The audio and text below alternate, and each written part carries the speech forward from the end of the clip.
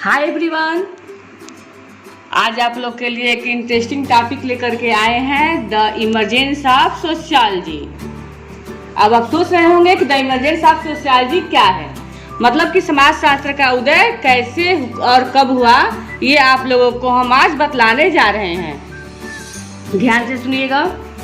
समाजशास्त्र दो शब्दों से मिलकर बना है, जिसका तात्पर्य है समाज का अध्ययन करने वाला शास्त्र या विज्ञान। एक विषय के रूप में समाजशास्त्र नवीन शब्द है, जबकि समाज प्राचीन है। जैसा कि समाजशास्त्री बीर स्टीड ने अपनी पुस्तक द सोशल आर्डर, जो कि 1970 में पब्लिश हुई थी, उसमें उन्होंने लिखा है कि एक विषय के रूप में समाजशास्त्र नवीन है, जबकि इसका अतीत काफी प्राचीन या लंबा है। समाजशास्त्र विषय के पूर्व भी समाज के विभिन्न पहलुओं का अध्ययन विभिन्न शास्त्रों जैसे राजनीति शास्त्र, अर्थशास्त्र, धर्मशास्त्र इत्यादि द्वारा किया जाता था। युग की सामाजिक परिस्थितियों तथा तात्कालिक विचारों के बीच सदैव संबंध हुआ करता है। इन विचारों की उस समय में प्रधानता होती है। हम जानते हैं कि समाजशास्त्र का उदय यूरोप महाद्वीप में हुआ है, इसलिए हमें उस समय विद्यमान यूरोपीय सामाजिक स्थिति के बारे में जानकारी प्राप्त करनी चाहिए। प्रारंभिक समाजशास्त्रियों द्वारा विकसित विचारों की जड़ें उन सामाजिक परिस्थितियों में हैं जो उस समय के यूरोप में मौजूद थी। एक वैज्ञानिक विषय के रूप में समाजशास्त्र के उदय के प्रारंभिक चिन्ह हमें यूरोपीय इतिहास के द्वारा इस काल में तलाशने होंगे, जिसमें फ्रांसीसी क्रांति 1789 तथा औद्योगिक क्रांति 1760 के रूप में इतने व्यापक सामाजिक, राजनीतिक और आर्थिक परिवर्तन हुए। यूरोपीय समाज में परिवर्तन का यह युग प्रबोधन युग के नाम से जाना जाता है, क्योंकि इसमें 18वीं शताब्दी के फ्रांसीसी दार्शनिकों की चेतना को निश्चित रूप से व्यक्त किया गया है। प्रबोधन युग में सामंतवादी यूरोप के परंपरागत चिंतन में क्रांतिकारी परिवर्तन आया।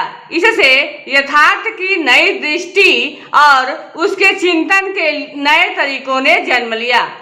लोग जीवन के हर पहलू पर तार्किक चिंतन करने लगे तथा इस समय सरकार या राजा की बात या मतलब कि राजा की कही हुई बात को अंतिम सत्य मानने की प्रवृत्ति समाप्त होने लगी। यूरोपीय समाज में हो रहे सामाजिक परिवर्तन को समझने के लिए सबसे पहले हमें उस समाज का अध्ययन करना होगा जो परंपरागत यूरोप में अर्थात प्रबोधन युग के पूर्व वहां मौजूद था। समाज का स्वरूप तथा उसमें परिवर्तन। प्राचीन यूरोप का परंपरावादी स्वरूप था। उसकी आर्थिक व्यवस्था में भूमि को केंद्रीय स्थान प्राप्त था। सामंत भूमि के मालिक होते थे और किसान भूमि पर काम करते थे। समाज दो वर्गों में बटा हुआ था और उनका विभाजन एकदम स्पष्ट था। धर्म समाज का आधारभूत सिद्धांत था। धर्मगुरु जैसे पादरी ही यह तय करते थे कि क्या नैतिक है और क्या नहीं। परिवार तथा नातेदारी संबंधों का मानव जीवन में अति महत्वपूर्ण स्थान प्राप्त था। राजतंत्र की जड़ें समाज में बहुत गहरी जमी हुई थी। ऐसी मान्यता थी कि राजा को ईश्वर ने लोगों पर शासन करने के लिए भेजा है। फ्रांसीसी क्रांति तथा औद्योगिक क्रांति के फलस्वरूप जो नया यूरोप उभर कर सामने आया, उसने प्राचीन यूरोप के हर मुख्य पहलू को चुनौती दी। फलस्वरूप सभी वर्गों का पुनर्गठन हुआ। पुराने वर्ग ध्वस्त हो गए तथा नए वर्गों ने जन्म लिया। धर्म को चुनौती दी जाने लगी। धर्म का महत्व पहले से कम हो गया। पारिवारिक निष्ठाओं का स्थान वैचारिक आस्थाओं ने ले लिया। महिलाओं की स्थिति में बदलाव आया।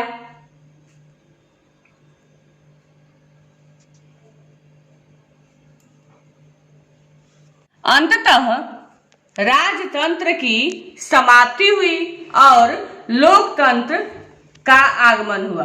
समाज की मुख्य धारणाओं धर्म, समुदाय, सत्ता, संपत्ति आदि की नई व्याख्याएं होने लगी और उन्हें नए संदर्भ मिलने लगे। वर्तमान तथा अतीत के बीच अंतर एकदम स्पष्ट हो गया। यूरोप में हो रहे इन परिवर्तनों का महत्व हम कितना भी आके वह कम होगा।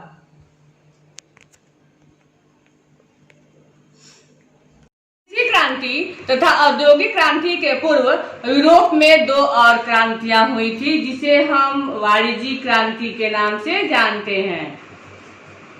सन 1450 से लगभग सन 1800 के बीच में वाणिज्यिक क्रांति हुई थी एवं वैज्ञानिक क्रांति भी से कहते हैं। यूरोप में इन्हीं दो क्रांतियों का काल पुनर्जागरण काल कहलाता है। इस युग में कला, साहित्य, संगीत, विज्ञान, मूर्तिकला आदि सभी विषयों को नया जीवन मिला। पुनर्जागरण युग में समाज में परिवर्तन की शुरुआत की, जबकि फ्रांसीसी क्रांति तथा औद्योगिक क्रांति ने उसको परिणति तक पहुंचाया। एक पृथक विज्ञान के रूप में समाज शास्त्र का उदय द इमर्जेंस ऑफ सोशियोलॉजी 19वीं शताब्दी में हुआ। यूरोप उस समय फ्रांसीसी तथा औद्योगिक क्रांतियों के कारण अनंत परिवर्तनों के दौर से गुजर रहा था। इस प्रकार समाज शास्त्र के उदय में हम दो ही कारणों को मुख्य मानते हैं, अर्थात उत्तरदायी ठहरा सकते हैं। पहला कारण है फ्रांसीसी क्रांति 1789 तथा दूसरा कारण है औद्योगिक क्रांति 1760।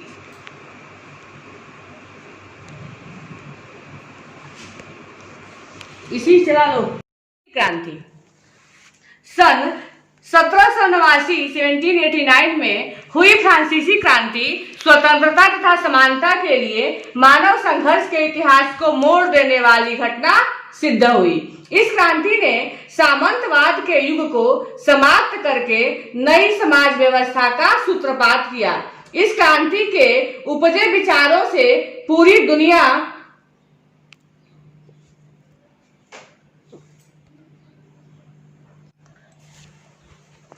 दुनिया के देश प्रभावित हुए। स्वतंत्रता, समानता तथा भ्रातृत्व जैसा विचार जो हमारे संविधान की प्रस्तावना में उल्लिखित है, फ्रांसीसी क्रांति की ही देन है। फ्रांसीसी समाज का बुनियादी स्वरूप आइए जान लेते हैं। फ्रांसीसी समाज का बुनियादी स्वरूप कैसा था? फ्रांसीसी समाज सामंतवादी संपत्ति समूहों में बटा हुआ था। सामंतवादी फ्रांसीसी समाज के 3 स्टेट थी जिन्हें कानूनी मान्यता प्राप्त थी। यह मध्यकालीन यूरोप की एक महत्वपूर्ण विशेषता थी। प्रथम संपत्ति समूह, इसमें भूस्वामी, जमींदार, सामंत, सरदार इत्यादि सम्मिलित थे, जिनका भूमि पर अधिकार था, जिसके एवज में संपत्ति प्राप्त करते थे। दूसरा है द्वितीय संपत्ति समूह, इसमें धार्मिक नेता शामिल थे जैसे पादरी, बिशप। यह सर्वाधिक धनवान लोगों का समूह था जो कुछ करता नहीं था लेकिन सर्वाधिक धन प्राप्त करता था। तीसरा है तृतीय संपत्ति समूह। इस तृतीय संपत्ति समूह में समाज के शेष लोग शामिल थे जैसे किसान, व्यापारी, नौकरी पेशा लोग। यह समाज का रीढ़ था लेकिन सर्वाधिक परेशान वर्ग था। यह उपज का तुच्छ अंश प्राप्त करता था तथा हमेशा अभावग्रस्त जीवन जीने के लिए मजबूर रहता था। इन 3 संपत्ति समूहों के अलावा एक और समूह अर्धदास का भी था। कहा जाता है कि क्रांति के पूर्व फ्रांस में अमीर वर्ग लड़ते थे, पुजारी पूजा करते थे और जनसाधारण यानी कि जनता को जिसे दास कहा गया है इनके शब्दों में, उनका खर्च उठाते थे। समाज के राजनीतिक पहलू। फ्रांस में राजतंत्र विद्यमान था। राजा को शासन करने का दैवीय अधिकार मिला हुआ था। लगभग 200 वर्षों तक फ्रांस पर बोरबन राजवंश ने शासन किया। अब आइए समझ लेते हैं कि फ्रांसीसी समाज के आर्थिक पहलू क्या थे। फ्रांसीसी समाज के आर्थिक पहलू। बोरबन राजवंश के शासक लुई 14वें के शासन काल से ही फ्रांस के राजाओं ने कई लड़ाइयां लड़ी, जिसमें काफी धन व्यर्थ हुआ। 1715 ईस्वी में लुई 14वें की मृत्यु से फ्रांस की आर्थिक स्थिति बहुत कमजोर हो चुकी थी। लुई 15वां हालात में सुधार लाने के बजाय महाजनों से ऋण लेकर काम चलाने लगा। फ्रांस उस समय कितने गहरे संकट से गुजर रहा था, इसकी व्याख्या लुई 15वें के मशहूर कथन, लुई 15वें का कथन ध्यान से सुनिए। लुई 15वां क्या कहता है? मेरे बाद प्रलय से स्पष्ट हो जाती है। मेरे बाद प्रलय से स्पष्ट हो जाती है। लुई 16वां एकदम कमजोर तथा प्रभावहीन राजा था, जिसे फ्रांस की दिवालिया सरकार विरासत में मिली थी। लुई 16वें की पत्नी थी महारानी आंतोनेट। लुई 16वें की पत्नी का नाम था आंतोनेट, जो कि अपनी फिजूल खर्ची के साथ साथ एक इतिहास प्रसिद्ध वाक्य के लिए भी जानी जाती है। लुई 16वें की पत्नी आंतोनेट के सामने जब फ्रांस की भूखी जनता उसके सामने आई और फ्रांस की भूखी जनता ने जब लुई 16वें की पत्नी आंतोनेट से खाना मांगा, भोजन मांगा, तब आप सुनिए कि लुई 16वें की पत्नी आंतोनेट ने क्या कहा, जिसके लिए उसका इतिहास प्रसिद्ध वाक्य बन गया।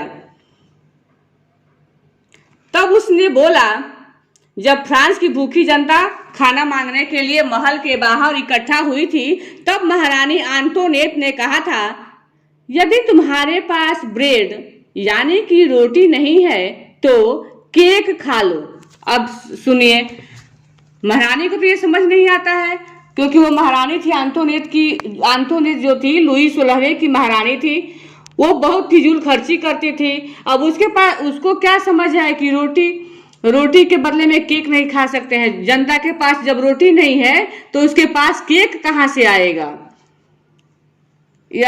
इसी वाक्य के लिए आंतोनेट इतिहास प्रसिद्ध वाक्य आंतोनेट अनजाने में ही कह गई, जो कि एग्जाम्स में भी अक्सर कंपटीशन में भी पूछता है कि यह प्रसिद्ध वाक्य किसका है। यदि तुम्हारे पास ब्रेड यानी कि रोटी नहीं है तो केक खा लो। में बौद्धिक विकास का सिलसिला। 18वीं शताब्दी में अन्य यूरोपीय देशों की भांति फ्रांस ने भी तर्क और बुद्धिवाद के युग में प्रवेश किया। उस समय के कुछ प्रमुख दार्शनिक तर्कवादी थे, जिनका यह विश्वास था कि सत्य को तर्क के आधार पर प्रमाणित किया जा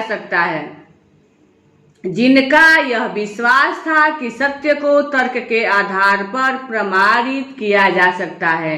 इन दार्शनिकों के विचारों का फ्रांसीसी लोगों पर काफी प्रभाव पड़ा। मोंटेस्क्यू ने अपनी पुस्तक द स्पिरिट ऑफ लॉज 1748 में यह विचार व्यक्त किया कि प्रशासनिक, विधायी और न्यायिक सत्ता का एक स्थान पर केंद्रीयकरण नहीं होना चाहिए। वह अधिकारों के पृथक्करण के सिद्धांत और व्यक्ति की स्वतंत्रता के पक्ष में था। ब्रिटिश दार्शनिक लॉक की मान्यता थी कि प्रत्येक व्यक्ति के कुछ अधिकार हैं जो किसी भी सत्ता द्वारा हथियाए नहीं जा सकते। ये अधिकार हैं जीवन का अधिकार, संपत्ति का अधिकार और व्यक्तिगत स्वतंत्रता का अधिकार। आपका यह मत है कि जो शासक अपनी जनता को इन अधिकारों से वंचित करे उसे हटा दिया जाना चाहिए और उसके स्थान पर ऐसे शासक को सत्ता सौंपी जानी चाहिए जो अधिकारों की रक्षा करने में समर्थ हो। दार्शनिक वॉल्टेयर ने धार्मिक सहिष्णुता और बोलने की स्वतंत्रता यानी फ्रीडम ऑफ स्पीच का समर्थन किया। वह व्यक्तियों के बोलने तथा अभिव्यक्ति के अधिकारों के पक्ष में था। फ्रांसीसी दार्शनिक रूसो ने अपनी विख्यात पुस्तक द सोशल कॉन्ट्रैक्ट 1762 में लिखा है कि किसी देश की जनता को अपना शासक को चुनने का अधिकार है। उसका विश्वास था कि लोगों के व्यक्तित्व का विकास तभी संभव है जब उनकी पसंद की सरकार हो। कुछ विद्वानों के विचारों ने फ्रांसीसियों की मानसिकता को झकझोर दिया। कुछ विद्वानों के विचारों ने क्या किया? कुछ विद्वानों के विचारों ने फ्रांसीसियों की मानसिकता को झकझोर दिया। इसके अलावा जो फ्रांसीसी लोग ब्रिटिश साम्राज्यवाद के खिलाफ स्वतंत्रता की लड़ाई में अमेरिका के सहायता के लिए भेजी गई फ्रांसीसी फौज में शामिल थे, वे अमेरिका से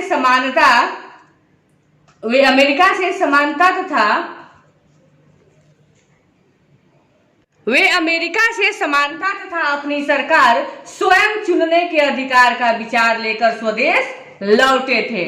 स्वतंत्रता एवं समानता के इन विचारों ने फ्रांसीसी मध्यम वर्ग को बहुत ही प्रभावित किया। तो इमरजेंस ऑफ सोशियोलॉजी का यह पार्ट 1 है। अभी इसका पार्ट 2 के लिए आपको कुछ वेट करना पड़ेगा, कुछ देर इंतजार करना पड़ेगा, तो फिर इसका अगला वीडियो हम आप लोगों के लिए लेकर के आएंगे। द इमरजेंस ऑफ सोशियोलॉजी का ये पहला भाग था। दूसरा भाग लेकर के कुछ दिनों में जल्दी ही वापस आएंगे। धन्यवाद।